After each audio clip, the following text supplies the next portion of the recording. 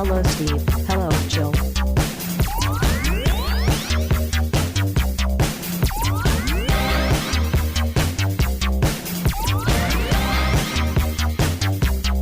It's time to game classy. There we go. We're recording, damn you. Ow. Damn it. Son of a bitch. Stepped on my cord and I tried to stand up and I don't hurt myself. I stepped on my cord. I stepped on my cord. Oh. By the way, did you see the voice of Martin Prince is dead? I did. That's kind of depressing. I posted on Twitter. I posted the summer wind comes blowing in from across. I'll the be the queen of sea. summer. I mean, king. Yeah, well, I mean, she was 75. Yes, and yeah, she's been what's her name?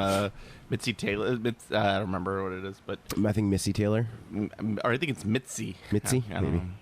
I don't have it in front I don't know. of me, so I don't know. She was responsible for many of the voices of the cartoon characters in my formative years. Yeah, well, yeah, she's been doing that shit for years. I think she was like the original voice of Minnie Mouse. She's been Minnie Mouse. Mm-hmm. She has been Minnie Mouse for a long time. Her husband actually did Mickey Mouse, but he died about 10 years ago. Yes. She also did Huey, Dewey, and Louie, and I believe Webigail. Probably they were. I think they were all the same. Yeah, voice. I know she did Huey, Dewey, and Louie for sure. Yeah. And then she did Martin Prince and Sherry and Terry. Minnie, Sherry and Terry. Yeah, Mm-hmm. those are the only ones I know is from The Simpsons. So, yeah. But the Spring forth, burly protector, and save me. Here's a hint: put a leaf of sage in your boot, and you'll have what I get. My oatmeal raisin roundies. My insulin. No, that's Ralph. Ah, welcome to the world of Geode, fellow explorer. My geode must be acknowledged. That's another one I do. I was at Wisconsin Dells all week, and you go to every shop in Wisconsin Dells, and they have geodes. And I was like, Diana, my geode must be acknowledged. And she's like, it was funny the first time you did it, not the 8th. It's gonna get funny again though. It will. It'll come back around. They come around. Yeah. Yeah. That's the what is it? There's like a repetition rule of humor where like Rule of 3. Rule of 3, is that it? Well, rule of 3 is the amount at which it peaks funny.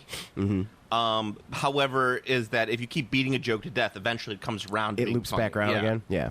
It takes a way long time to do that. Yeah. Family Guy does that. Yeah, Family Guy does that very excellently. Yeah. They do like this isn't funny anymore, and then they do it again, and you're like, all right, that's funny again. That's or they funny stretch out a joke to the point where it becomes funny. Conway Twitty. Yeah, like Conway Twitty just goes long. You're just like, this is ridiculous. So I actually heard. I don't know if this is just hearsay or an actual story, but apparently the Conway Twitty scenes are when Fox would when Seth MacFarlane and Fox would argue about content from an episode. And they'd be like, you cannot get you like they're like, you can't put this in the episode, like there's no way it's not going. He'd be like, okay, so he would cut whatever that sequence was and replace the time with Conway Twitty because Fox had to pay money to use Conway Twitty. So they had to license. They had to pay some amount of money to use Conway Twitty every time. So every time you see a Conway Twitty joke in Family Guy, it's replacing a joke that Fox wouldn't let on the air. Yeah, I could see that happening. It's pretty funny, but because it also like I mean, Family Guy is non sequitur humor.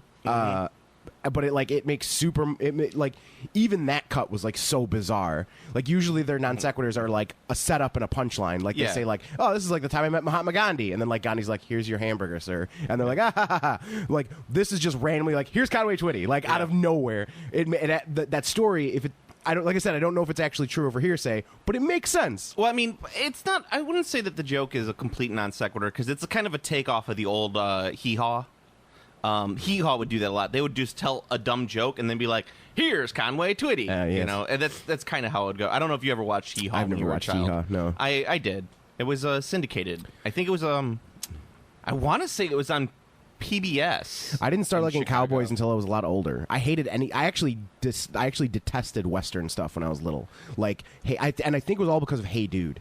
Yeah, I loved Hey I Dude. hated All Hey those Dude. chicks were hot when I was like a 7-year-old. I wish I remember this. I can remember the rhythm. I can't remember any of the lyrics. All I know is, hey, dude, because that's as far as I'd get before I changed the channel.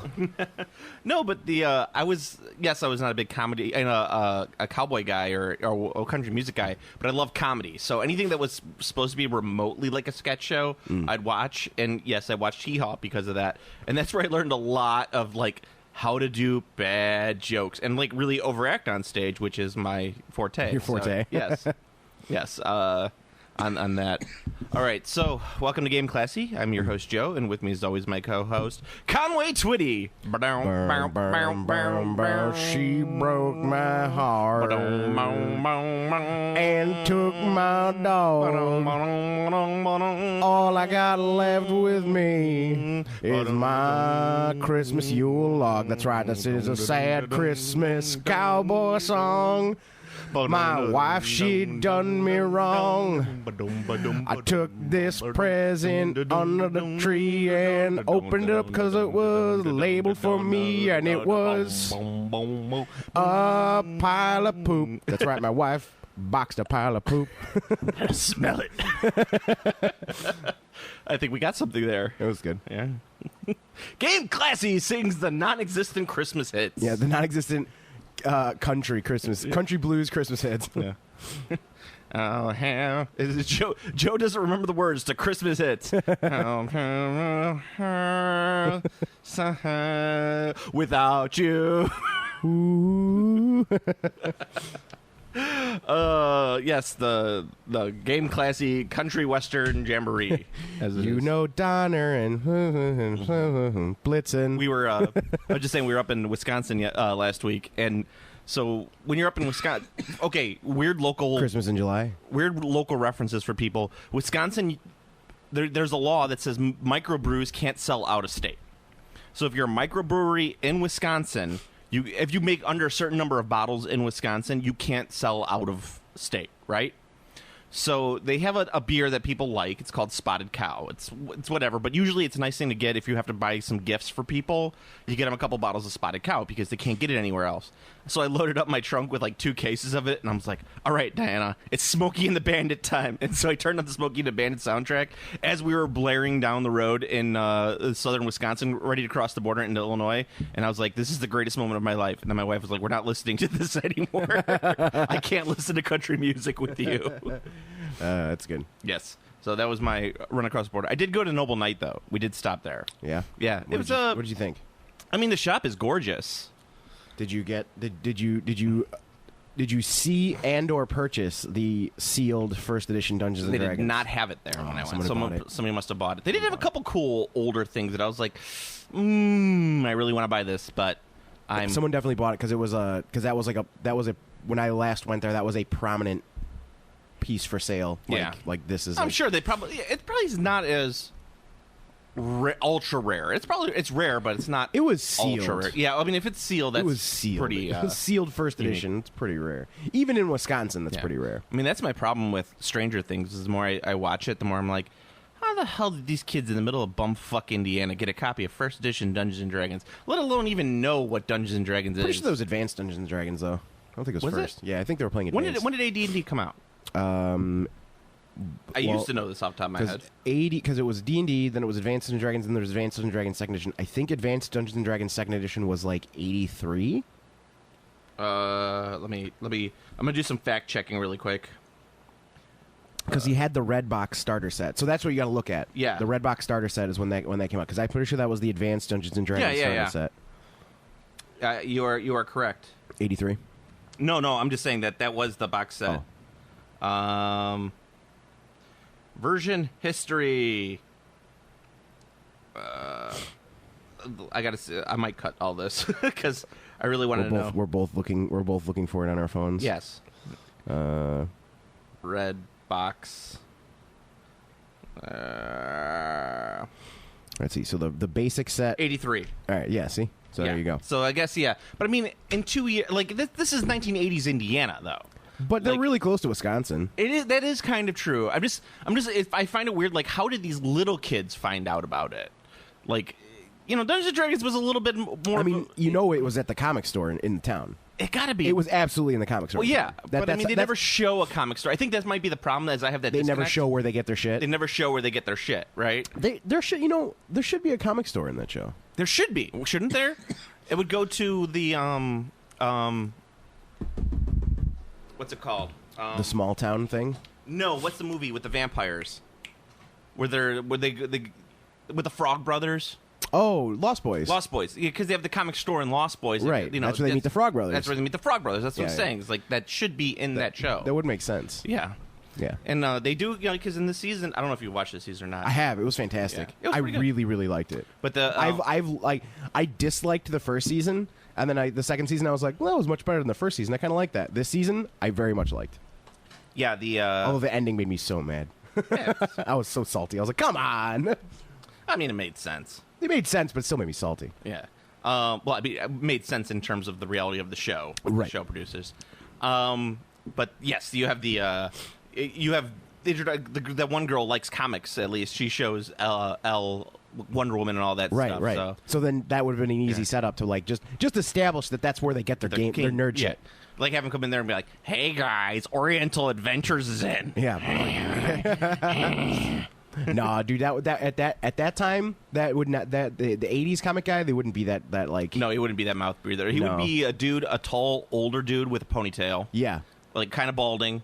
Probably likes to wear Hawaiian shirts. Yeah. And Yeah. he'd be like, "Hey kids, how's it going? What are you guys looking for?" Like he wouldn't know what was going on. No, like no. like he'd be like, "Hey guys, oh, you're those dragons and ogre kids, right?" And then they're like no, it's Dungeons and Dragons. He's like, "Oh, all right. Well, I think I saw one of the new books, but I was putting away the Superman comics, so."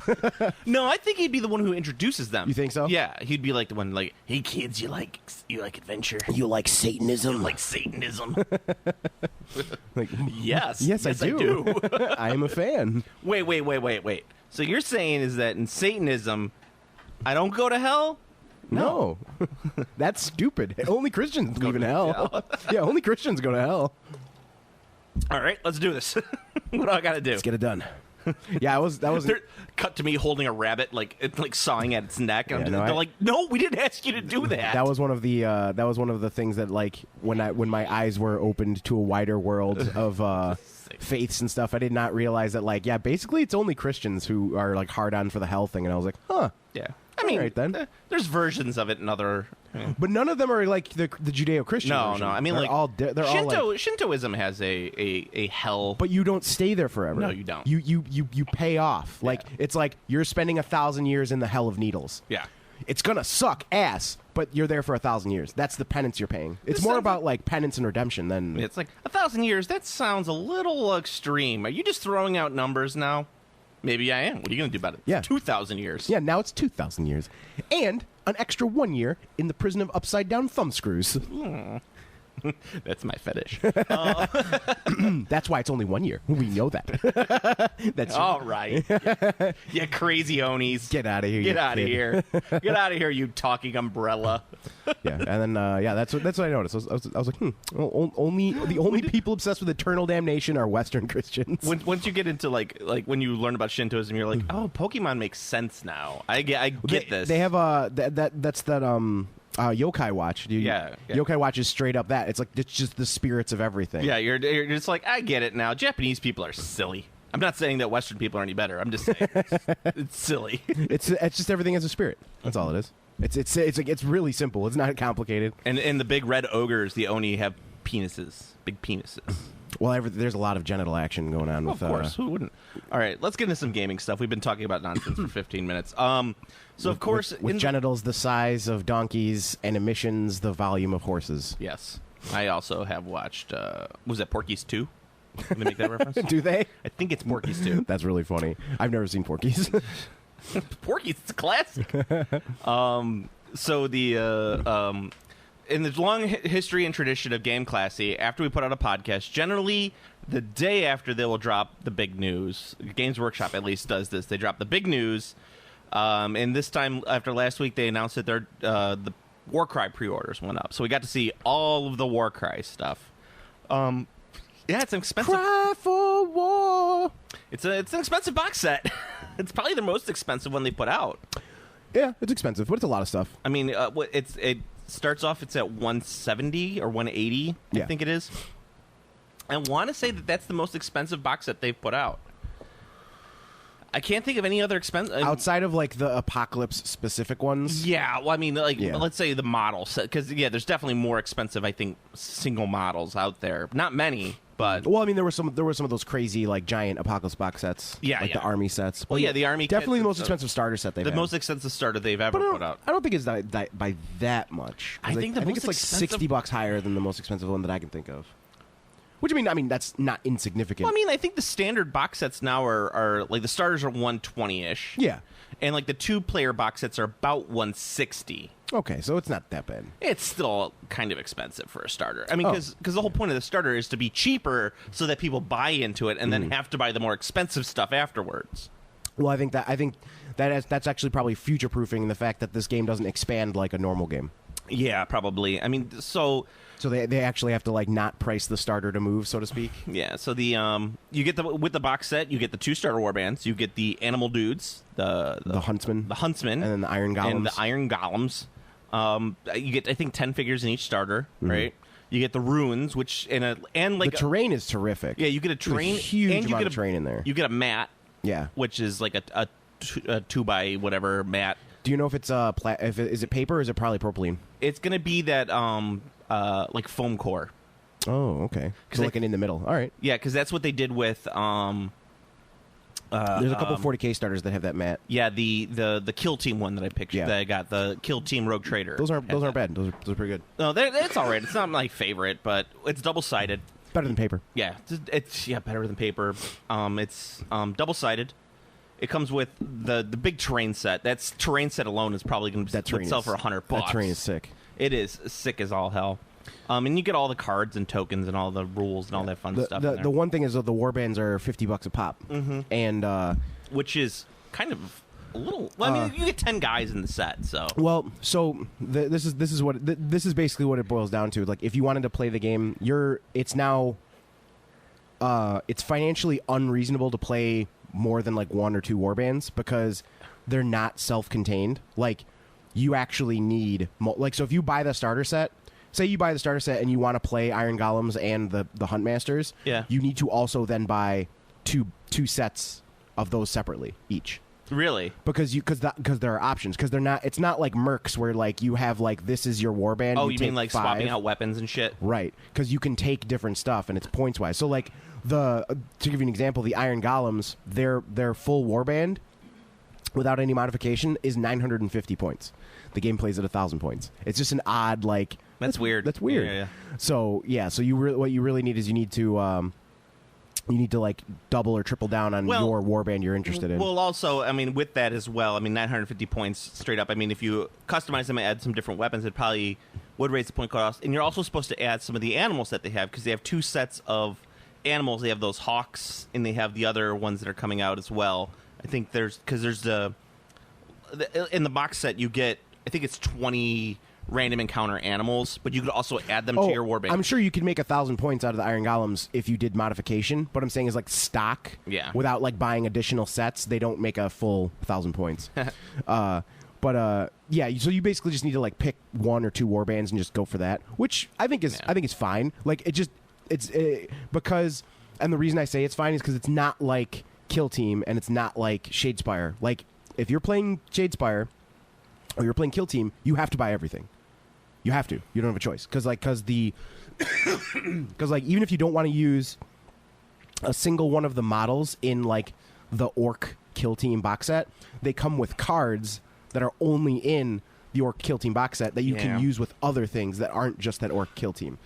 Warcry is not like that. No, Warcry is Warcry is like if you do not need to buy a single like poison serpent guy. You don't need to buy a single one of those models if you do not want to play them. Oh no, I'm gonna buy every box set. I might actually just do like one, like focus on one. That's what I do with War. Yeah, I mean, Shadespire. if you're doing 1x of each, it doesn't matter. Yeah, with Shadespire, I buy every set mainly for the cards, but also I like that. But I'll only really focus on playing one warband throughout like the season. So like this season, I played Briar Queen because I was like, you know what, fuck it, I'm just gonna play with the Briar Queen. It's a great warband really fits my play style. So that's the one I really focused on playing with. But I have all the other warbands. I paint them on occasion when I'm kind of bored and I'm like, I'm going to do something fun. So yeah, I'm interested to see what the other what the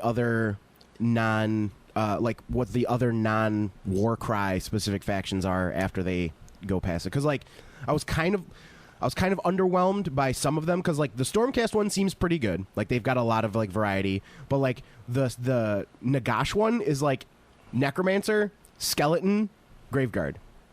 That's it. Yeah, that's it. That's what you have. It's just kind of like, huh. Well, right. I think playing outside of the 6 specific warbands is going to be a mistake. I mean, granted, yes, it's you got your guys, you can have fun with them and do whatever as long as you're playing, but I think that the game's going to be designed around the warbands. It's kind of like Age of Sigmar. It's like every once in a while an old army will do something fancy because of some loophole or something that got changed around in the FAQ. Usually using them with a new army. Yeah, that's but you got to use a new army in order to be competitive. The Night Goblins will likely be, but it's like it's just the number of options. Because I don't know, because right now it like obviously it's a little early to be speculating, but like there's a couple guys who had advanced copies, so they've played a lot of games of it, and they're like right now as far as the game is designed, everything we've seen, there's no reason to not just take the cheapest leader and then literally spam the cheapest troop you have, like. Period. Like they're like that's the way to do it. God, I hate people who break games. And he's kind of he's just like he's like yeah he's like we were trying to do this and that, but like it's like like they're like, it's like just bring more guys. It's that but like I said, it's a new game from. I was talking to Joe about this, not you, another Joe, obviously, and it's just like it's a new workshop game, so there's going to be a lot of problems for the first maybe full year, and then after about a year the game will be really good. Yeah, that's the rule, and that's just because I know that for a fact, because Games Workshop's internal playtesting group is so small. Like it's like 6 guys who are just like, I don't know, let's play games. It's like, okay, and like they produce functional games, but as soon as it hits the hive mind, it breaks because people take the things and it's Magic has the same problem, and Magic has a huge internal playtesting team, and they still run into the same problem because there's no way you can't compete with the hive mind, because like within a day the internet at large will find something broken that none of your guys even thought about, and they're like, oh shit, you're right. Like, damn, we should write this into an FAQ and publish it 4 months from now. Yeah, they can fix, but that's the thing, they can fix it. So like it's nice, and with Warhammer specifically, I'm not too worried about like super broken games because they don't exactly have a bunch of like cash prize tournaments. Yeah. So it's not there's not as much feel bad when you're like, that's kind of busted, because if you're just playing Warcry, I could just be like, oh yeah, don't play with that guy. Yeah. Like it's really easy. He's like, see that guy? Don't play with that guy. He sucks. Yeah, don't play with that guy. And it's like everyone else, he's good. Like you have the Warcry night, and it's like, hey Joe, it's your first time at Warcry night. You see all these dudes? They're real cool. You see that guy in the back kind of off by himself? Don't play against that guy. He'll ask you to play a game. Say you already got another game scheduled. Yeah, but yeah, it looks great. I'm a little on the pissed off side about the mausoleum terrain that they put out. If you saw that as well. Oh, they really want to rebox that terrain as much as possible. So but here's the thing: is like, so it's $100 for that, right? Which is not terrible because it comes with a playmat, it comes with all of the graveyard terrain and the terrain cards. Because that's actually something that I really liked about the game, was that you get a little terrain pack of a terrain deck, and all you do is you pull out the card and it says this is how you set up the terrain. And this is your mission. Yeah. Right? That's great. That's perfect. That's exactly what I want. Bolt Action back in the day used to have a rolling system where you'd roll off, and then it would that would tell you what mission you're playing. Mm-hmm. It's like, that's great. That's all I really want. But this makes it a little better because you can have stacks of cards, and you don't have to worry about rolling off and being consulting a chart. Mm-hmm. Oh, I rolled a 6. I got to roll the 6 again. Okay, I rolled a 4. Okay, I'm gonna go over to 4. It says that. The new terrain generation rules in the General's Compendium are awful. Yeah. They're atrocious. No one is using them. They also make gnaw holes impossible to be deployed. Yeah. I was gonna get into that in a second. We'll get into that. But But yeah, so it's like you got to roll multiple charts, and you're just like, I don't. This is fucking complicated. Yeah, I'm a bigger fan of. I actually really like. I really like how Mercs does their terrain, where it's like you either have the mat, and it's just like this is the terrain on the mat. Are you playing Mercs again? I have not picked up Mercs again, but I'm thinking about it because you mentioned it twice now. Yeah, so well, that's why because Joe was talking about getting back into Mercs, and I was just like, I don't know, maybe. I'm like, I haven't touched it since first edition because first edition wasn't very good, and he's like, oh, I'll take a look because with second edition, they have like, I think they have 3 times as many warbands now. And the warbands compositions are different because like before it was like $40 for 5 metal dudes, and then you had to buy additional blisters. Now it's $35 for 10 plastic guys, and you're done. Oh, okay. Because Mercs does not have, like, every guy is unique, and you can only use 5 models still. So when you buy the faction, you get the faction. Like, you get every model possible. Yep. So I want to look at the rulebook. The rules are free. So I want to look, because one of my biggest gripes about Mercs was they had, like, the most obnoxious arc-based, like, line of sight thing. Their line of sight thing, like I was watching 2 people play, and I was just like, ooh, that's really shitty. I don't think I want to deal with that. We'll see. We'll see. It's because he was talking about he wants to play a skirmish game, and he's like he wants a really small skirmish game, and like I was kicking around all the ideas of like the various skirmish games I could think of, and I was just like, there is not a single one even remotely close to that price point. Yeah. 35, like it's literally $35 because the rulebook's free. Everything in the game that you need to play that isn't models is available for free, and your models are $35. Yeah, I could see that. I was just like, I got nothing. Like, there's not a single game I could think of that's even remotely close to that. The only other thing I could think of would be like if you did some of the like Osprey skirmish, smaller scale skirmish games, like they have like that steampunk one or the Ronin one, because you could get those figures cheap, and Right. and the book is like $10. Yeah, well, we'll see. Because he was talking about, But also, those are more story-based campaigns instead of just like, I'm going to set up my figures and we're going to battle. right? Yeah, this is mission based, and one of the big changes for second ed is you bring all of your models like to the game. Like you bring all 10 models, you see the scenario, then you pick the 5 you want to play. So we'll see. I mean, I'll give it a shot as long as they've fixed a couple of my key gripes with the first edition. I'll give it a shot with them. But that's still, I have to finish a shit ton of models before I'm even worried about getting other things. But it was just one of those things where he's like, hey, have you looked into this game? And I was like, I actually haven't looked at that game in a while. So it's fresh in my mind. That's why I was bringing it up, because it's like, oh, that's right, I was looking at that. Yeah, I'm going to look up. So speaking of, Gen Con is next weekend. I will be going on Thursday to Friday. I will not be doing the normal 3 to 4 days that I normally do, just because I was just like, fuck it. I need to take like a little bit of a break from. You're on my Fallout Wasteland Warfare mission. I will. I'll take a look for it. If the line's long, fuck you. But I doubt it'll be long. Nah. It's not a Fantasy Flight item. Yeah. I mean, see, because if you go there, everyone's gonna be in the Fantasy Flight line. You'll be fine. Yeah, but I guess I guess it all depends on what their Fantasy Flight's putting out that week. It doesn't matter. The mouth breathers will buy it to sell it on eBay. Yeah, like that's like half the reason people stand in the Fantasy Flight line is so they could go rush and put it on eBay. Like when they dropped the L5R at Gen Con, there was like the day after Gen Con, there were so many L5R sets on eBay.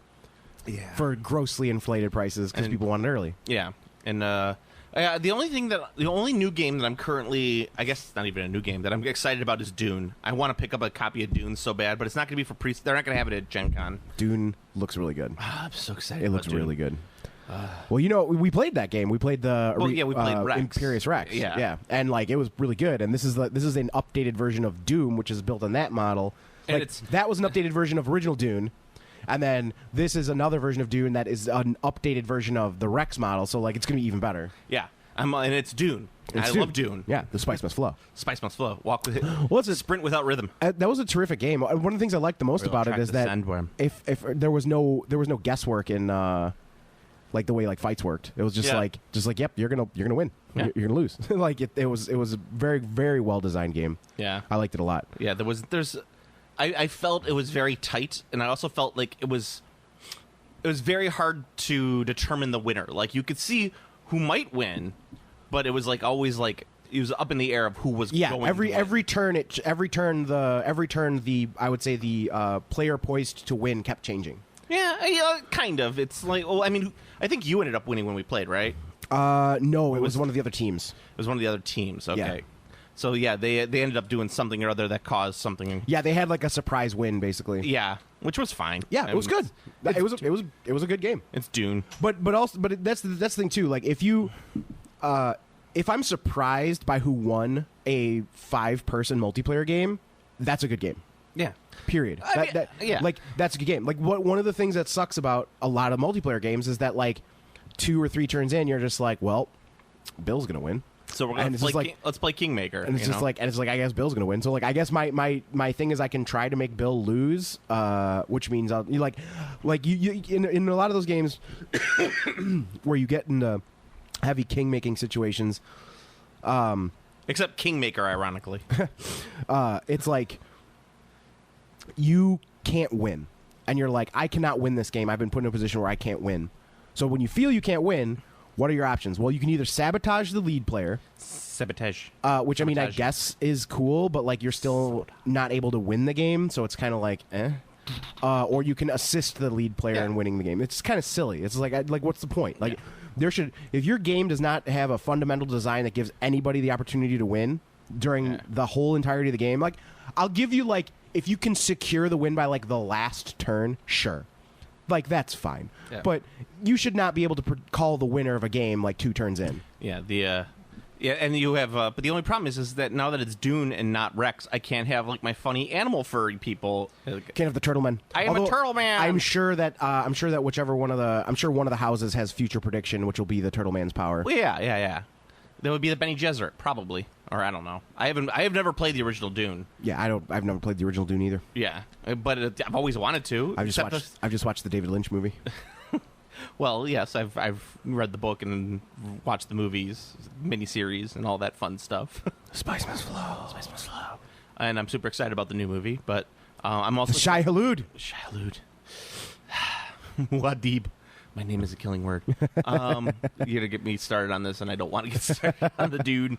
So yeah, the Dune will get some will be demoed. Who's doing that? Asmodee? Gale Force 9. Gale Force 9 is doing the Dune relaunch, which is going to be exciting. Yeah, should be good. Gale Force 9, just good, solid games. Generally they make good games. Yeah, not always games I want to play, but good, solid games. Yes, I agree with that assessment. I Yeah. think that assessment is very fair. Yeah, it's like if you're into Firefly, The Firefly game's good. the Firefly game's good. It doesn't feel like Firefly, but it's a good game. Yeah, it's a good game. Spartacus was a good game. Spartacus was fun, Yeah, I always recommend Spartacus for anybody who's looking for. and it's hard to find now. So Is it really?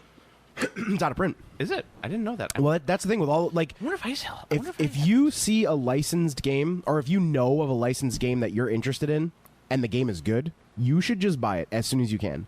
Because if you wait, it's going to disappear because licensing agreements run out. And then when it's gone, you get stupid price points on Amazon where it's just like, oh, this game that was $40 is now $230 on Amazon. Yeah. Cool. Cool. Cool. Yeah. What was the other one that they did that I really liked? Oh, the Star Trek Ascendancy. Yeah, I Ascendancy. love that game. That game was great. Did you get the Ferengi and the Cardassian expansions? No, I did not. I haven't bought the game. I played it a couple times. okay. Though. Big fan of the Star Trek Ascendancy. I just like being the Klingons, just because I'm like. I mean, they did a really good job of setting up the factions to play the way they're supposed to. Like, the Klingons win by killing shit.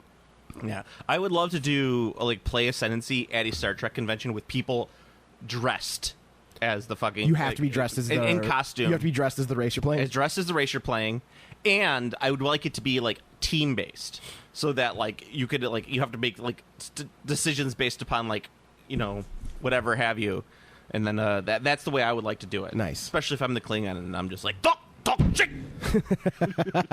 They're like, Joe, we don't understand Klingon. No, someone would. yeah. You're at a Star Trek convention. 2 people are going to be like, no, 2 other people will be like, the Hawk. Yeah, exactly. And you'll have one dude dressed as the classic Trek Klingon. Yeah, hey.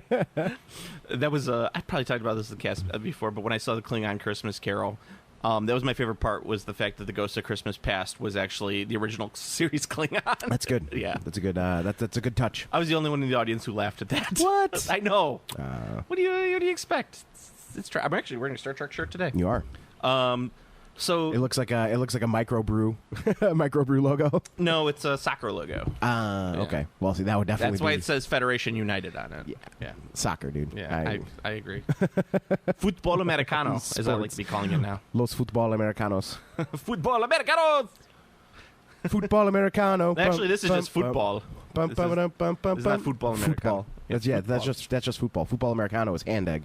Yes, football. Hey, remember how the World Cup is going to be in a city built by slaves in 200-degree weather? So anywhere? Well, no. Well, I mean, recently built by slaves. Oh. Yes. In 2020, it's going to be in Dubai. They're going to be playing soccer in the middle of a desert. Ah, very good. So Great. So people all over Europe can have bragging rights because someone kicked the ball. They're going to die. You know who's won the They're going World? to die of heat stroke. You know who's won the World Series every time? Germany? America. World Series. America. Oh, World Series? Yeah. Yeah. You mean the... Yes, I get it. The World Series, which is only played by teams from America.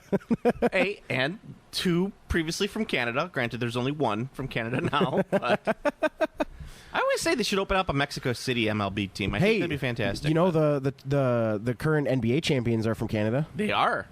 Yeah, but that's a basketball championship. It doesn't matter. It's not the World Series. All right. So one thing that we did note that Steve was preview talking about was that the terrain rules in the General's Compendium are apparently awful. Yeah, the General's Compendium reception has been lukewarm. Yeah. A lot of the points adjustments have not been met with accolades.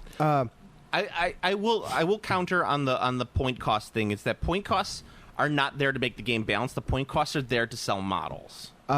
Right, but even if you go with that, well, like using the Beastman example, they nerfed a unit, left other things the same, so now no one wants to buy any of those units. I'm not saying it's always a good way of doing it, but what they do is they say like, oh shit, this set isn't selling, or no one is buying the set because in the game it doesn't make sense. So if we lower the point cost on these or raise the point cost on another thing, this makes this look much more right. good. Buffs and nerfs are going to affect the sales of your models, period, Yeah. which is fine. But if you only nerf, then people just don't buy the army. Yeah. Like they just go, I'll just continue to buy Ungors. Yeah. Like the only Beastman set that's selling are Ungors. It's like, oh, okay, what do we do? I don't know, nerf this thing that isn't them. It's like, oh, okay. And then people just keep buying Ungors. And it's not that Ungors are good. Ungors are just the best for their points. And like the big thing was like the Zangors on discs, like they were de facto like the best because they were so much better than Minotaurs or anything else that was they could close. fly And around, shoot. and they were cheaper than Minotaurs. Now they're the same price as Minotaurs. So at the full like end of the day thing is like people will still just use the Zangors on discs, like because their decision to say like, oh well, we're gonna increase the points of Zangors on discs because that will make this other unit more appealing doesn't work because they didn't adjust the other unit's points. Right. Yeah. So they're still just bad. It's like they're still not worth 40 points for their 5. Like they needed to have dropped them to like 25 points, whatever. That's all it is. And I don't think it's. I think that this is like I told you, like I was talking to you earlier about it. Like I think that this is just a General's Compendium that is okay, and the previous ones have all been really good. Yeah. So in comparison, this one seems exceptionally bad. Although there were a few things that were like heinous oversights, like gnaw holes being illegal to deploy by the new terrain rules. Like Skaven literally can't play. Yeah. So the new terrain rules are kind of silly, right? They're bad. Yeah. Yeah, no one is using them. Like, I glanced at them and I was like, that looks kind of wonky. And then, like, every tournament I saw, there's like, we will not be using these terrain rules. I was like, all right, cool. Yeah. Well, I mean, And no one's going to use them. That's Yeah. all. Like, that's the other nice thing about Warhammer is like, it's not like Magic or like other games where like, yeah, this is the rules now and you have to deal with it because it's TOs. So they could just be like, nah. Well, and I know there is a big push for Games Workshop to make you use their terrain. I understand that.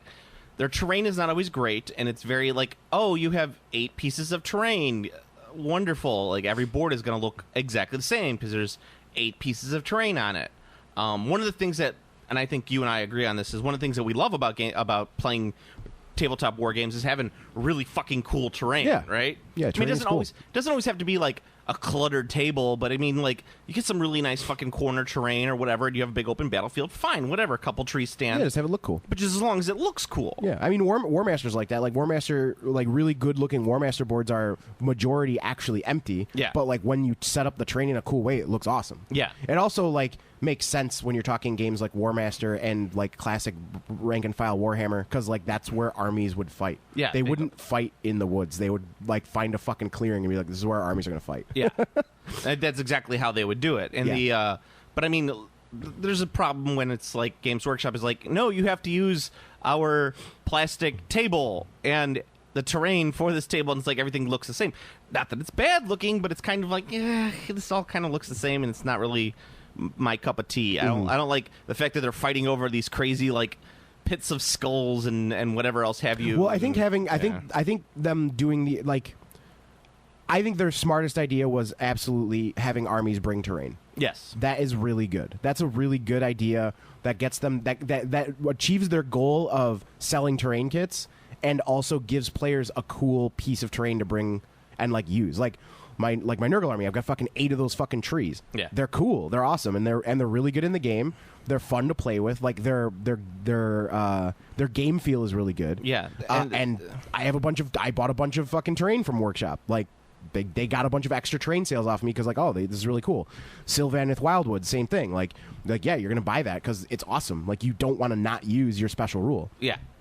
So that's good, but pushing for a lot of the more esoteric pieces of terrain, it's kind of like no one's going to buy that many pieces of terrain. Like people want to build themed boards. That's the other thing too. That's what I'm saying. Like that's what I like to do is like, all right, I'm going to do this theme board. This is the plan I'm doing. This is what I'm printing out. This is what I'm painting it. It's not going to be it's not going to be like greatly painted, but it's going to be really cool looking when it's all together on the table. Right, which is why I like my favorite pieces of terrain that they've done for Age of Sigmar are the Realm Gates, because they work on every single table. Doesn't matter what your table theme is, you can do Realm Gates because they're everywhere, which is cool. And that archway, same thing. The Ophidian Archway. Yeah, the Ophidian Archway, because it's the same. Like those are the pieces of terrain that I like the most because you can do theme, and I like that they do. I love the terrain they produce. It's all really cool looking, but it's you got to have. There's got to be a coherency. Like I don't want to it'd be dumb to have a bunch of elven trees, and then suddenly there's a fucking 2 chaos dwarf forts. It's just kind of weird. And it's well, that's what the terrain generator rolled. Yeah. And then also it's whack because no one's gonna have that much extra terrain. Yeah. You're gonna have your table, and that's it. And you're gonna have maybe 2 tables, worth of terrain. Well, I already have 8 tables worth of terrain.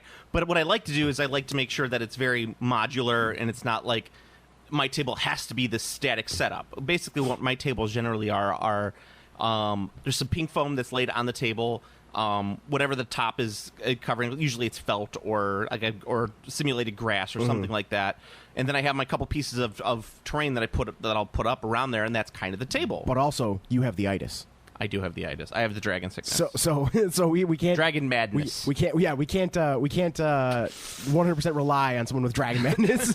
There was on the Reddit for the subreddit for Age of Sigmar, some guy posted his picture here's my current collection of just his books, right? And I'm sitting there, I'm looking, I'm like, that's quaint. I used to have a shit ton of books, but I've been I've gotten rid of all of my army books, but I kept the story books like Realm Gate Wars and Quest for Galmaraz. I kept those, but I got rid of because the actual army books, they're all good, but they have a lot less lore than I had anticipated. Yeah, it's just most of it's recap, stuff you're the Iron Jaws lore book is telling you about Iron Jaws, and it's I already know that. If you want cool Iron Jaws stories, you need to go into Quest for Galmaraz, which is that Iron Jaw war boss fighting against the fighting against Stormcast, and that's where the story is. Great Red or whatever his name is. But that's you have the so those books are great. Yeah, for me, my main collection now. I've parsed down a lot of my Games Workshop stuff.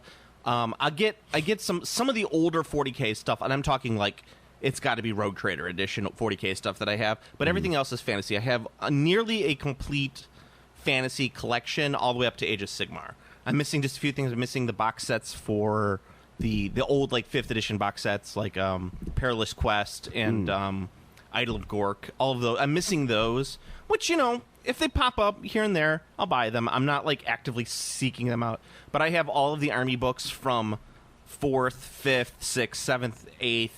I have all of the rule books. I have a lot of the Siege and all the crazy stuff that gets attached to it. That's the stuff that I like and I have in my collection. I have the big End Time books, and I have an almost full set of Imperial Armor books from Forge World. But that's what I'm mainly collecting. But it's a very this guy's collection was all over the place. I was kind of fuck you, because he had 3 copies of Liber Chaotica, the old hardcover, and I'm of the same one? Yeah, and I'm it's nice that you have it, but why do you have 3 copies? You don't need 3 That's copies. Weird. Yeah, I mean, I have my copy, and I have a lot of the other copies, but it's I don't have multiple copies of anything. That's just kind of odd. Yeah. The only books I ever have multiple copies of are things that I feel that I'm going to be like role playing. It's only ever role playing, and it's because like having like 3 players handbooks is useful because when you're playing D&D, someone's like, "Can I need a player's handbook?" I'm like, I also need the player's handbook, and like I too need the player's handbook. Right. So then, rather than like waiting for player A to finish it, then give it to player B, waiting for player B to finish it, giving player C, you go player A here, player B here, player C here. They all look at the same time, find their shit in the player's handbook, call it a daisy. Yeah, that's the basics on that. But yeah, I have and I never do doubles that much with the gaming stuff. The only time I ever have doubles is if it's something is available in hardcover and softcover. Like I have the 6th edition hardcover and I have a 6th edition softcover. Yeah, well, softcovers make that makes sense as well because I'll do that too. I'll have like I have the Warhammer 4th edition leather bound, like super fucking high class fancy version, and then I also have the Warhammer 4th edition normal book. Yeah. I'll do that. Like you see my that crazy 7th edition collector set box set that I got, the big one that opens up. It's like the huge tome inside. Oh yeah. That came with the 2 orcs, right? No, that's the Warhammer Online one. No, this is right. the Warhammer 7th edition like rule book that I got, and I was Right. look, it's limited edition to like 2,000 copies. I don't think 2,000 people played 7th edition. I'm pretty sure you're right. Yeah. No, I have the book, the Warhammer RPG book I have. It's fucking nice as shit. Like, it's super nice. So yeah, I'll do that if there's a special edition or something like that, or if there's a hardcover, softcover, because then I'd like to use the softcover because those are gonna get beat to shit. Yeah, I mean pretty much. And then, but yeah, I was like, this guy. Like, he doesn't know. He's a rookie. He doesn't know the dragon madness. He's a rookie. Yeah. He's you know what he is? He's approaching the horde. He's approaching he's approaching the lair. He had like 7 boxes of Isle of Blood, which I was kind of like, no, that's legit because he probably has a huge ass Skaven army or something. Well, I was like, but where's your Skaven army? Yeah. Or Elf army. Yeah. Well, you really can't do that much with the Elf army nowadays. Skaven, that box set is key, but it's true. You could do I think you get a lot of Seaguard in that set, don't you? yeah, but they nuked that list that made the Seaguard playable. There was the one War Scroll that let you make wizards and the Loth, the Swordmasters, Yeah. part of the Swifthawk army. So they get the Swifthawk keyword. They nuked it, so it doesn't exist anymore. Well, there's gonna be the cities of Sigmar, so expect a triumphant return of the elves. That's the other big one. You got the cities of Sigmar, and you got the Ogre book. There's the Orc book. Or Orc book. Sorry, not Ogre book. There's going to be an Ogre book. There's going to be. It's going to be called the Maw Tribes, and they're going to stick all the ogres together. Yeah, they'll put. It's the smartest and fastest way to bring the out of print, well, quote unquote, out of print armies all up to speed at the same time, just making them bigger. Because that's what they did with. They did the same. The goblins. Yeah. The goblins were a bunch of like separate things. Now they're one thing. Yeah. Like that you can pick and choose from. Yeah. Skaven is the same. Like Skaven were separate. I mean, Pestilence had its own army book. Yeah. Irrelevant now. You have the Skaven book, and it's got all of the clans and in one. And it still behooves you to do like a specific clan because you get a lot of bonuses if you're doing a specific clan. Like same thing with free cities. It's going to be like, yeah, if you're playing just a dispossessed army, you're probably going to do fairly well, and if you're playing just a free people's army, you're going to do fairly well. But guess what? You can mix them all up. Yeah, you know? now there's gonna be cool war scrolls for you to be like, yep, here's your take your like your dwarf thunderers, your empire greatswords, and your like high elf archers. Like that's a battalion now. Like that's a smart way to do it. I heard that some of it is going to be that it's mostly going to be, from what I hear, the war scrolls are going to be specific cities. Now this is all this. Well, makes sense. Like the Firestorm, I'd say Firestorm would be a good prelude to it because Firestorm has the cities and it has what's in the cities. So like there's one Anvilgard and Sigmar's dick and Sigmar's donger, Sigmar's dong, Sigmar's flaccid wiener. That'll be the name of my free city, Sigmar Dong. Sigmar Dong, yeah, Sigmar Dong, Sigmar Dong. Oh, really? What's it named after? Sigmar's swinging cock. Yeah, Sigmar's flaccid wiener. That's my Stormcast. the flaccid cock. Their logo is just a limp wiener with a skull on the head. Yes. Oh, skull head. No, it's the hammerhead, but the handle is just the cock. Just come down. So. Well, but that's not going to show the flaccidness of it. It'll be rigid. It doesn't. Well, if it's pointing downward, it's kind of flaccid. I mean, you got to get kind of like the droop. Well, you could still have a droop attached for it, but yeah, that's mostly what it's going to be. All right, as long as there's the droop. Yes. I think the biggest thing, too, is for the ogres is the Maw Tribes should make Beastclaw Raiders playable. Yeah, I mean, I'm sure they will. Because Beast Claw Raiders are currently the worst army in the game by like a fucking mile, and the reason they're bad is because of just the game. Well, Like they need rules like this for like their dude on Frostclaw like needs to be like counts as 30 models. Like that's basically what they need to put them in the realm of like playable. So hopefully the Maw Tribes book fixes all that I'm up. sure they will. I mean, you'll have the Mall Tribes, and then the only other book that we were talking about that they really need to update is Caradon Overlords. Yeah, Caradon Overlords are also really bad. They're like one step above the Beast Claw Raiders in playability.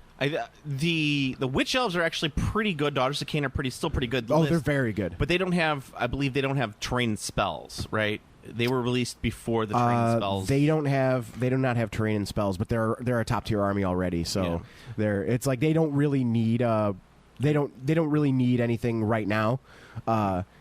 I mean, they'll probably give them something, but like they do not need anything. They're very good right now. Yeah. They're one of the top tier armies in the game. And then the other thing, and then pushing the lore forward for this I guess edition of AOS is they're pushing the lore so that the Necroquake unleashed something from one of the vaults. Yes, it opened the Night Vaults, the Cataphragnes Curse. Yeah, the Cataphragnes Curse. So there's a rumor that it could be the Tomb Kings. Well, I think it's going to be New Kings. I think so. So here's my like. This is what I'm thinking. So all of the data for me. This is what it's pointing to. They're not going to do a Tomb Kings relaunch in the way that the Tomb Kings existed because they have 3 undead horde armies already. Mm-hmm. They're not going to do that. That doesn't make sense from a lore perspective. It doesn't make sense from a fiscal perspective. They already have horde armies for the undead. 3 of them. There's ghosts. There's skeleboners. There's ghouls. Plenty of that. They're not going to do that. And yeah, you said ghouls, right? Ghouls, yeah. Ghouls, ghosts, and skelebones. They have that done. However, with the Cataphragnes being a thing, it could very easily be some sort of new aesthetic undead where they have like they had that dude on the boat for the spell, and I think he's the direction they're going to go forward with. So think of it like this. Think of the Tomb King boat army. Undead boat army. Yes, exactly. Except maybe not all boats, but like have like chariots, but they're on like that. They're on that like ghost thing, and constructs, but they're going to be the Cataphragnes. Because I think the Cataphragnes are going to end up being. I think the big reveal is that the Cataphragnes are going to be the Tomb Kings. Ooh. I think that's the big reveal. Ooh, my arm hair is standing up because there was a specific name drop that Cetra still exists and is sleeping in one of the night vaults. So that leads me to believe that and the Cataphragnes curse is a big thing. What is the army that was most about curses? The Tomb Kings. That's what I think it's going to be. It's going to be like a new. So here's the question, Steve. If that is the case, if what you're saying is like, let's say what you're saying is about 75% true, mm-hmm. would you drop all of your Nurgle to play this army? Yeah, absolutely. Yes. What about if it was like 50% true? I don't know if I'd drop all the Nurgle in. No, yeah. You'd wait and see. Yeah, I'd wait and see. But let's just say they say, without even seeing any of the models, they say this is the return of the Tomb Kings. I'll sell my Nurgle immediately. I will cease. Not even that the Tomb Kings are the Cataphragnes. It's just that this is the return of the Tomb Kings. Immediately, will sell my Nurgle army. Immediately. Of course you would. You're such a sucker on that one. And you used to make fun of me for the squats. Well, yeah, but I just made fun of you for having squats. The squats are coming back, man. The squats. They've already released like 2 of them for Necromunda. Yes, or Blackstone right. Fortress. Oh, the squats will come back as a kill team. That's my. I 100% have I 100% think that the squats are going to have a big. They're going to tease a big launch for the squats. The 40K player is going to be all like squats, and then it's going to be a kill team. Squats. Yeah, it's going to be a kill team. That's 100% what it's going to be. Right. I look forward to reading the squat fiction that they put out. For squat fiction, squiction. So that's what I think. I think that's going to be the aesthetic for the Cataphragnes. So that like that boatman with like that like he's like on that like river of whatever. Ooh, the river of ectoplasm. Yeah. So I think that's going to be their. It's a river of slime. It's a river of slime. It's a great river of slime. You forget I was present at a mass sponge migration. The sponges moved 1.5 inches, right? Yeah, so that's what I think. I think that's going to be the case, and I'm interested to see. I'm here's my I'm gonna put me because they did say there's gonna like when they laid out their like plan like when the year began, they said there's going to be a new undead army. Yeah. There's going to be a new destruction army. There's going to be a new order army. Yeah. So for me, I'm going to put my money down. I'm going to put down some of the chips on the fact that the undead release for this year is going to be vampire counts. I've already said that before. Yeah, you think it's going to be the Von Karsteins? I think it's going to be the Von Karsteins. I think they're going to bring Vlad back and maybe Isabella. They might probably put out the old kit for the Blood Knights. They might redo that. I think they might have plastic Blood Knights or something similar. So it's going to be like a martial vampire army. Because it's one of the only undead ones that they haven't really done anything with are the vampires. So you've done ghouls, ghosts, and skelebones. What are you missing? You're missing vampire counts. And you could still do a smaller army with vampire counts by doing like heavy elite, vampire knights or the blood knights and things like that. So it's a blood knight centered army with the vampire count riding the undead dragon or whatever that bat thing is, Terrorgeist. You could have that, but doing it in plastic as opposed to the resin that it already's in the awful models. No, the Terrorgeist is plastic. Yeah, but I mean the blood knights. Oh, blood knights. Yeah. Those things are terrible. Yes, but that's what I'm going to put my money on. I don't know what else they would do with it. Probably have like skelebones as well. But it will be more. They could do an elite army where they have vampire infantry. They could. I highly doubt they would do that. I mean, they could. Yeah. That would be that would be what I would like. So basically, like think of like their basic troops to be skeletons, and then instead of Graveguard, they would have vampires. What I would probably do if I was Games Workshop, I would make it so that the army is the Graveguard is your core choice. And that's yes, they're a little more expensive than the regular Skelebones, but that's the only one that you could have on the table. I could see that. Yeah. So you'd have smaller armies, and what's it? Not Hex Wraiths. It's the other one, the Black Knights. The Black Knights. Just the Graveguard on horses. Yeah. That's so Black Knights. You'd see Black Knights. Maybe Black Knights would be your core unit. Oh, it would be an all-mounted army. Yeah, I could see that. Well, that'd be pretty fun, actually. Now that I'm thinking about the it. return of the giant bats. Yeah. Oh, the giant bats are. They could do a pretty good plastic kit with giant bats and bat swarms in the same box. They could. That would actually be really sweet and really smart, but they won't do that. I mean, if they do an all-mounted, like, fast undead army, they would. Yeah. Maybe you could do an alternate on the Black Coach as well. Yeah. So we'll see. Yeah. Like I said, I have a gut feeling that the Cataphragms are going to be like the big reveal. The big reveal. And plus they don't have anything on the horizon in terms of like a new army coming out. Like, so a lot of the stuff that they're doing is updates on older stuff. We could see maybe there'll be some hints in the Free People's book or whatever book they're going to release first on what's going to come. I mean, the key to having a successful relaunch to like the Tomb King style is they just need to not do another Horde army. That's all. Yeah. No, you're right, and have it be a little more fanciful and goofy, like what they did with the Ideneth. Yeah. The Sea Elves. Just push the limit because people love that army. And it's whack. Like that army's totally. I mean, I love that army, but it's whack. Like it's like fucking flying eels and shit. I don't like that army at all. But I've talked about that before. Yeah, but still, but that army, like that's pushing the design in a way that people did not expect, and people responded very positively. Yeah, that army sold a fuck ton of kits. They're like, I'm gonna ride on a shark. A shark. The shark unfortunately sucks, but it's not good. The giant turtle though. The giant turtle's very good. Yeah. Like for as bad as the giant shark is rules wise, the turtle more than makes up for it. And then so the last big thing is that season 3 of Underworlds was announced. Beastmaster, I think is what it's called, something like that. It's I don't know, man. I don't follow Underworlds anymore. Beastmaster. Also, James posted something on our Facebook page that I couldn't see, so he might have deleted it, but it was about, I guess the next set of Champies is going to be digital only. Yeah, I saw that. It's going to be digital only. They're not going to print out the cards until they have, like, the kinks fixed out. I guess that's what it's going to be. But, yeah, I don't know for sure on that one. Here, it's got to be around here somewhere. Here we go. Beastgrave. That's what it's called. Beastgrave. I'd prefer it was Beastmaster, and they just had a guy with like squirrels in his pants. I like it.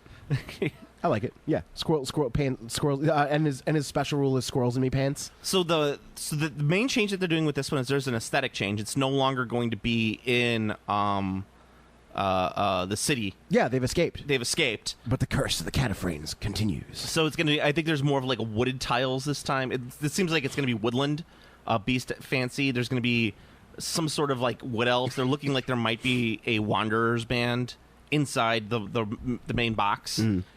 From the previews that they showed, it looks like there's going to be some sort of centaurs. Whether they're good centaurs or bad or centaurs, which would be fun because it'd be the first plastic centaurs that they released. So, It'll just be one though. I know, but you know that Beastman players are gonna be like. Well, I think they have I think the centaurs have a character. I think there's like a Gorehoof. Yeah. So like you could I have him. Could be that. Yeah. I mean, whatever. But I mean, it's gonna be cool that they'll have like an actual Beastman warband in there. It's gonna be Beastman, probably Wood Elves, as I said. But there's also rumored to be a Deepkin warband as well. But who knows what else they're going to do? Minotaurs. Minotaurs. Gonna do a Minotaur warband. That would be cool. But, they want to get a lot of different stuff out there. So we'll see. It could be whatever have you. I would like them to see a little more old school. I'd like to see like a free peoples, wanderers, dispossessed, like that style. Goblins, spider goblins. Spider goblins. They're in the woods. I'm trying to think of like anything I can think of that's wood based and be like spider goblins or like a savage orc / spider goblins. Yeah, that could work as well. They could do ogres. There was like the rumor of the ogre warbands around for everyone. It was going to be 2 ogres. It was going to be 2 man eaters. That was the ogre rumor for a long time. I would appreciate it. Like 2 man eaters was going to be that one. Whoa, here she comes. She's a man eater. Trying to think. I don't know. I mean, is the game still going? People still playing it? Yeah, people still playing it, still going, doing well. I know that you don't play it, so you don't. It's a very common theme amongst us that if we don't play it, the game doesn't exist anymore. It's banished from my sight. I still like playing it. I still think it's a solid game. It's been banished from my eyes. I think that Mollog was really was a threat for a while, but I think the countered Mollog armies have done well. He hasn't placed that high recently, but he's still a top tier warband. Mollog's is strong. The troll.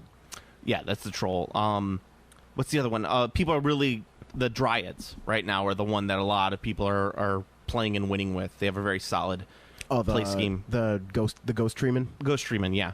So that's what's going on there. So I mean, it's not right now. The meta is pretty stale because everyone's just waiting on season 3 to drop. Yeah, and on that one, and I am too, and they're waiting for Dreadfane as well. That's gonna come to. It's gonna be like the big box version. Oh, okay. So the what's Blitz Bowl? Is that what it's called? Blitz Bowl's the big box Blood Bowl. Yeah. Blood Bowl. So this is gonna be the big box version of the game. But what's interesting is that it comes with 2 new warbands. That are going to have cards for it, which no one else will. So you could buy that just for those 2 warbands and continue to play them inside of your actual. Which goes all the way back to when they were announcing AOS 2. When I was like, these figures that they're releasing on the side, these are Shadespire warbands. So. Guess what? Now they are Shadespire warbands. Yeah, the models that were clearly like these are not starter set models because they have like scenic bases. They have and scenic shit. bases. Yeah, they're like the only models in the starter set with scenic bases. Like that's kind of weird. Like here's why. Double duty. Exactly. So it'll be interesting to see. I think this one and I think it goes along with what they're doing in Warcry is that to use like all these other beasts and animals inside the game. So you're going to see that a lot more in. Shadespire, and I guarantee you they'll probably end up bringing stuff like that into actual AOS gameplay. Because we were talking about the mercenary companies, and it's like, and I was sitting there thinking, like, how come with the announcement of these mercenary companies, Games Workshop didn't put out some sort of package deal where it's like, buy this mercenary company. It's like you get this, and this. It gives you like, whatever their 2% off that they normally do. That everyone's all like, 2%. But yeah, it's like I'm wondering why they didn't do that, and it would have been great to see that for the release. And have that taken care of, but whatever. You can always do it later. Yeah, they're Games Workshop. They do what they want. Yep. All right, so just that's about it for today. Is there any other gaming news that I need to bring up? New Magic set, Throne of Eldraine. Oh, looks very cool. They have a very interesting aesthetic for their new. Will this one be a bigger hit than the last one? Because the last one was insane. War of the Spark. War of the Spark was gigantic. This will probably be. I don't know. We'll see. Because the new. They spoiled a card, but they only spoiled its casting cost and its card template. Okay. And it looks very bizarre because the front of the card, it looks like a normal Magic card, except JoJo's Bizarre. Yes. It is I, Dio. It looks like a normal Magic card, except halfway through the card, it like stops, and it looks like 2 little storybook pages, and there's another casting cost down there, and yeah, people have no idea what the fuck it is, and I was just like, I have no idea, like, because it looks like basically they released something that like all you can do is speculate, because it's just like there's a like because the one part with the casting cost does measure out to be exactly the same size as the top right corner of a card where the casting cost is. So like, are these something you're going to overlay on top of another card? Like, no one has any idea. Oh. It's like and there's some sort of storybook thing. So I believe there's some. It's like this world, Eldraine appears to be like D&D by way of Grimm's fairy tales. Ah. So there's like knights and chivalrous things, but there's also like fairies and like weird like Goldilocks shit. So people are pretty hyped about it. There's a new product release called the Collector's Booster, which is like a $20 or $25 booster pack, but you get like a guaranteed mythic or rare and like foil alternate art, a whole bunch of shit. So people are about that. Like the response is like, and it's to replace the Mythic Edition. So I don't know if anyone who follows Magic, but the last 2 releases they've had this thing called the Mythic Edition, which is you get a complete set of these foil mythics, which are not from the set. They're like specific characters highlighting. Their value is usually very, very high.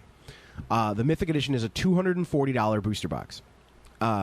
The value of those cards that are guaranteed is generally at least $240 or more. And then on top of that, you get the booster packs, the extra good ones. Now, the first time they did this, they said it was only going to be available via Hasbro Direct. So stores didn't get it, distributors didn't get it. The only way to get it was to be a player and go on to Hasbro and buy it when the pre-order time came. The traffic crashed Hasbro's website, so a shit ton of people didn't get it. It just didn't work out. It was bad, horrible PR. A bunch of people didn't even get a chance to buy it. They were super dissatisfied. Like, maybe I would have liked to buy this thing, but your fucking website broke. So the next try for this Mythic Edition is they're like, well, we're going to do it on eBay, and we're going to have this many available for sale on eBay. So they said they were going to sell 12,000 or 8,000 boxes. That's how many they were going to sell. So it goes live on eBay. People are just buying, limit 2 per person. People are just buying it left and right. I'm seeing exploding all over my social media. People are like, I got 2. People are like, oh, this is great. I got 2. And I'm just like, I'm just watching it. I'm like, this seems too successful. And sure enough, they fucked up and they sold like 60,000 boxes instead of the 8 or 12,000 that they were actually making.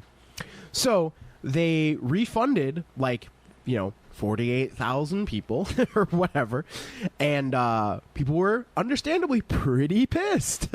So they had to sent out, if you didn't get it, they send you out a foil uncut sheet of the set. They sent that to you. And the best part is this apology being lukewarm in general, a bunch of them showed up super fucking damaged to people. So it was just a shit show altogether. So now there's no Mythic Edition for Throne of Eldraine.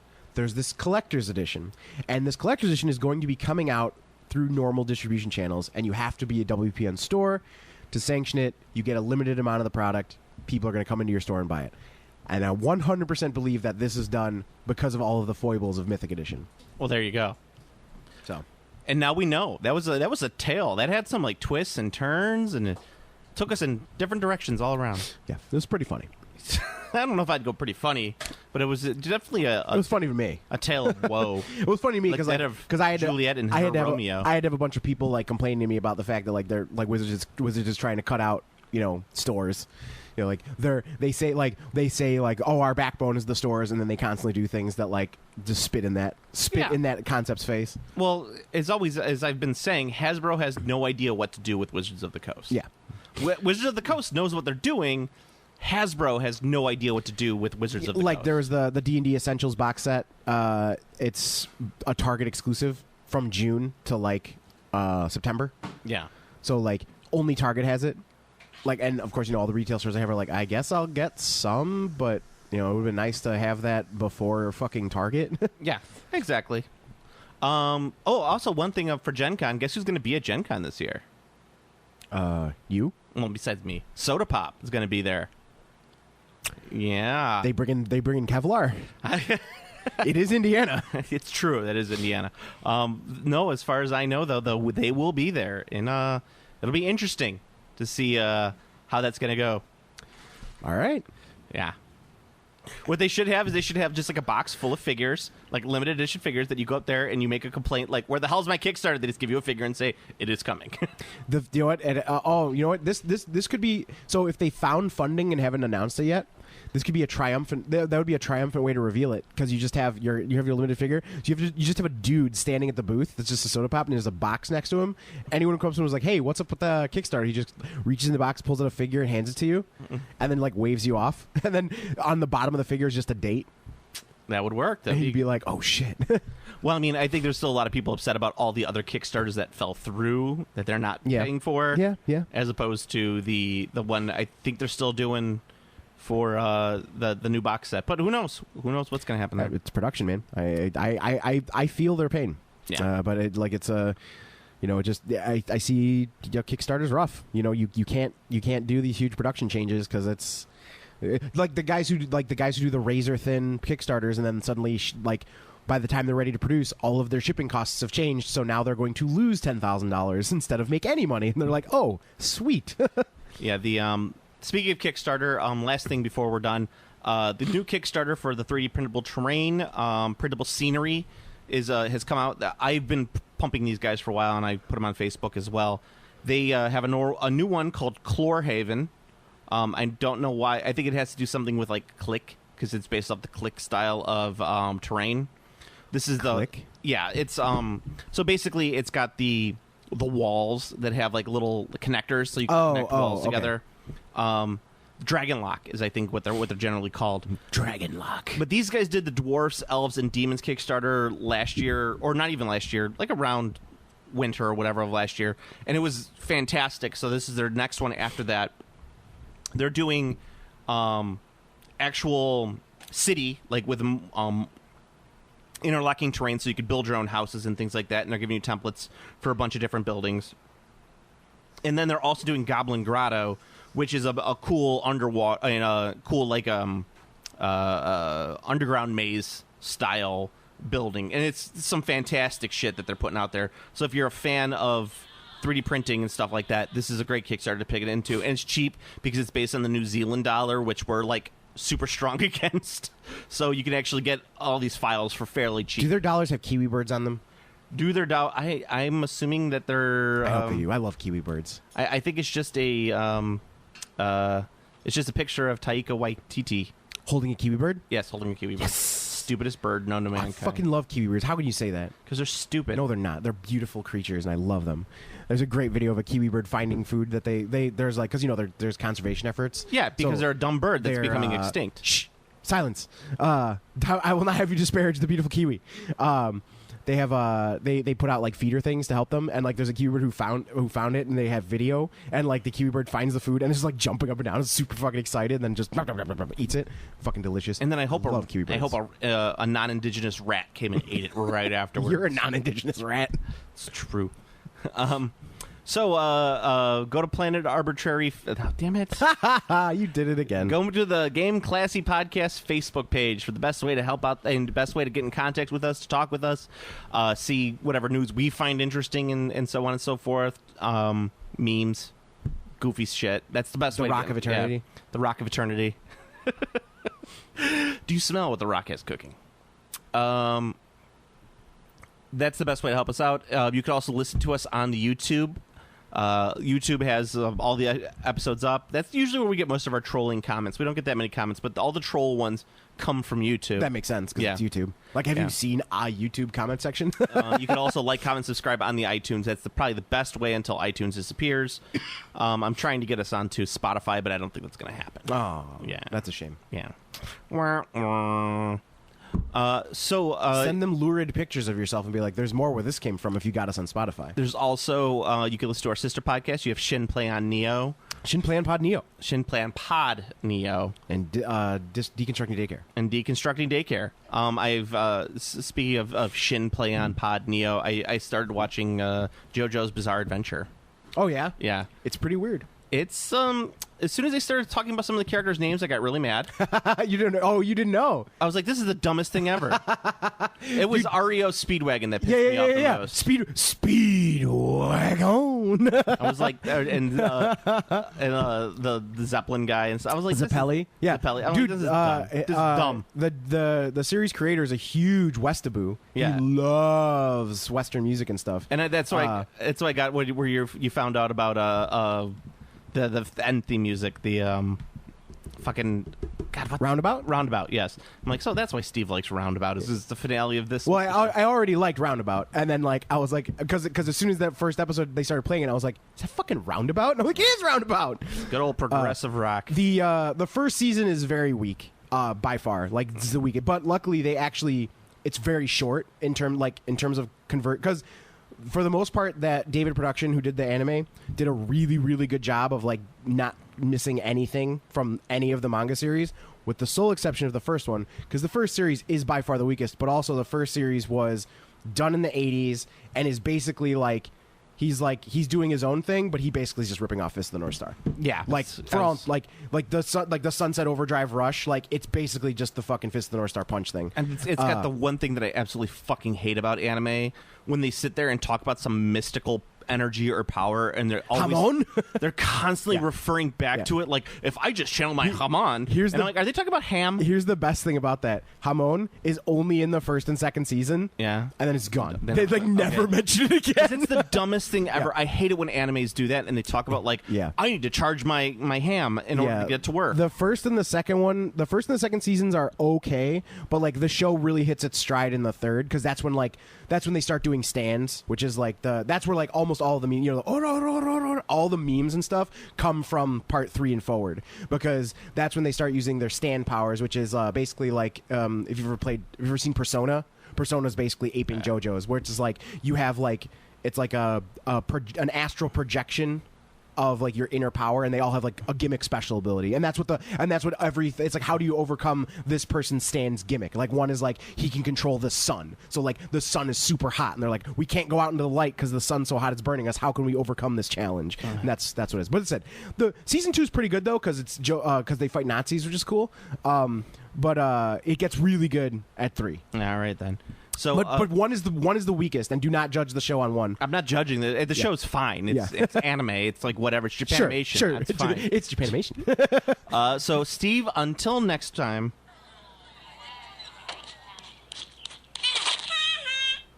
Oh, the gentle caress of a summer breeze.